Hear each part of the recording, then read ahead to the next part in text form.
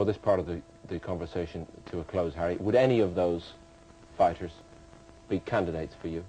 Berg is certainly right up there with the contenders for me. All right, from your point of view, Frank, the early contenders? Jimmy Wilde and Jack Berg. Okay, and Glenn? I think Ted Kid Lewis. Very much in the early part, he stands out a little more than the rest to me.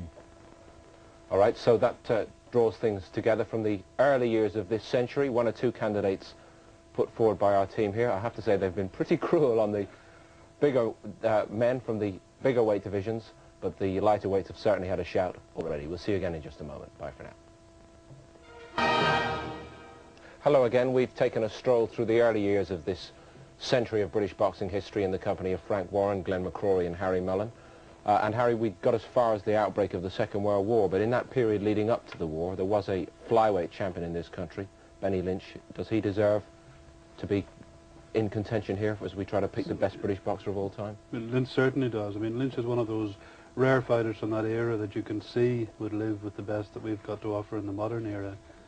He was a fighter of pure quality, but also he had a tragic self-destruct instinct. He was an incurable alcoholic, and within 6 years of having his last fight, he was dying in a gutter in Glasgow. I mean, he's one of the great tragedies of British boxing. But had he had discipline, he could have reigned for 10 years probably on the ability that he'd got.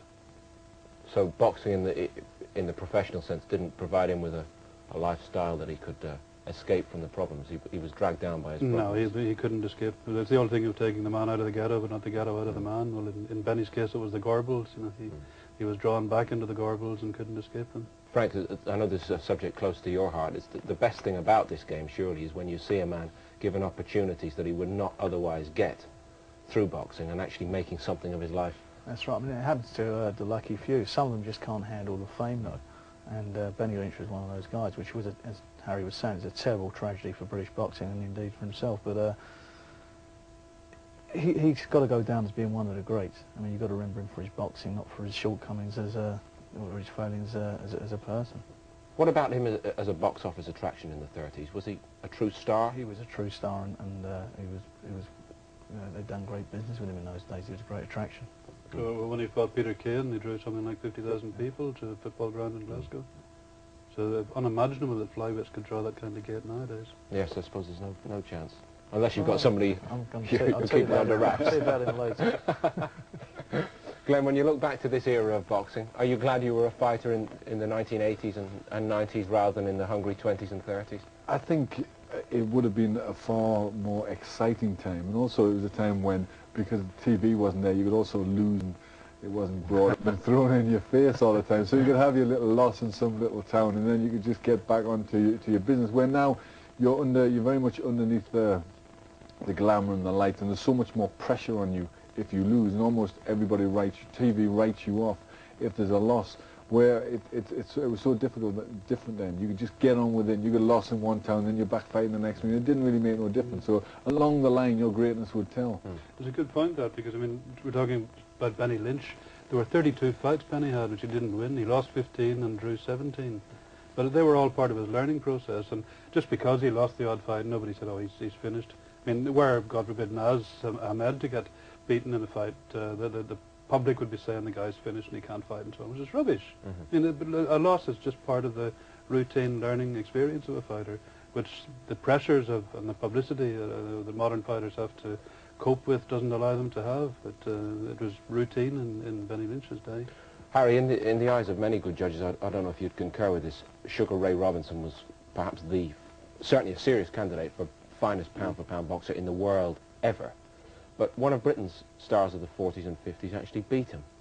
And got me into boxing, coincidentally. That was the very first time that I ever became aware of boxing, when I was, I think, 5 years old at the time, and was allowed to stay up late to listen to the commentary on Randolph Turpin against Sugar Ray Robinson.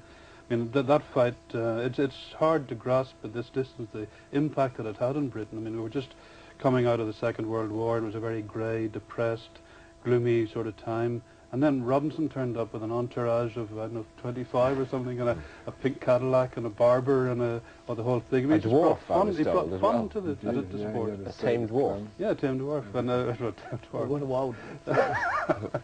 But Robinson had a utterly incredible record. He'd lost at that stage 1 out of 123 fights. And nobody seriously gave Randy Turpin a chance. I mean, Turpin was a decent fighter, certainly, but no one thought that he could possibly beat Sugar Ray Robinson. But he did, and he beat him fair and square and beat him on merit. How great an achievement does it look to you, Glenn, with the Well, I think benefit of you've history?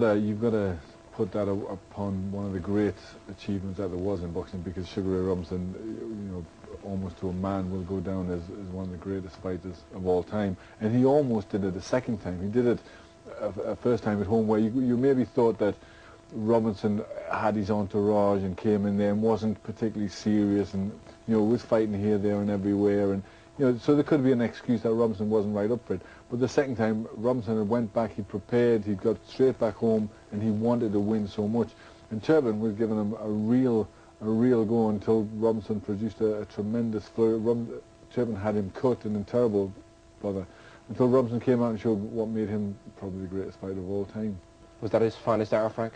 I think it was. It was his finest hour, without a doubt, and it was one of the great performances in British boxing. But I think Robinson was the Ken Norton of his time when Ali fought Norton. Turpin was the Ken Norton. Was the Ken Norton, and I think he was Ali always had troubles with Ken Norton. I think that Robinson would always have trouble with Turpin. Turpin, great performance, but I don't think it goes down in my book as one of the because of the overall record. Overall records. What you got to look at Yeah, it's a case of a fighter heading perfection for one night in his career, and we have to judge him on more than one night. One of the British fighters from this period, still a much-loved man in British boxing circles, Henry Cooper, had a special night. He didn't quite get the famous result. Well, he came pretty close. But he came as close as you can come against Cassius Clay, as he then was. With another 10 seconds in the round, he may well have... How good a fighter was Henry Cooper for you, Harry? On his night, he was a great fighter, but I mean, he was a small heavyweight. We have to remember that. Henry rarely weighed more than 13.5 stone. I mean, he would barely have been a cruiserweight in today's terms.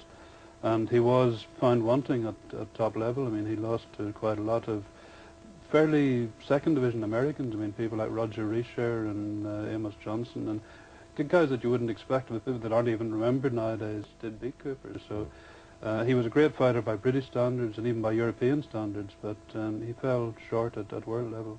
Glenn?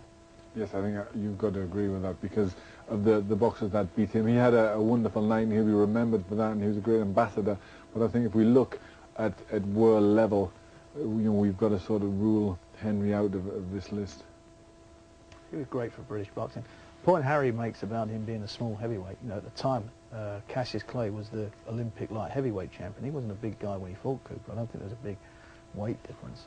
Of course, went on to become a big heavyweight. But I think Henry was a good European, good British fighter, world level. He just didn't do it. And I think at one time he had to leave this, or he left this country to box in Germany. He lost about 4 or 5 on the trot, and he had to re-establish his career in Germany. He's remembered for decking one of the greatest, and I think that's great accolade for him. But he doesn't get on my list. No, I think he's remembered more for his personality than for his actual achievements. Well, in the ring. I think he was a much better fighter than a lot of people give him credit for. But he's certainly not one of our greats. There's nothing wrong with losing 4 or 5 on a run, I must add. I've been being there myself. Frank's strictly applying the letter of this law that you have to have been a serious contender. Well, he didn't do it, at world level. At world level, he didn't do it. And I remember there's a famous quote at the time from his manager, Jim Wicks, who was one of the great managers of British boxing, who said he wouldn't let him fight Sonny Liston. He wouldn't even let him, not in the same ring, but the same town.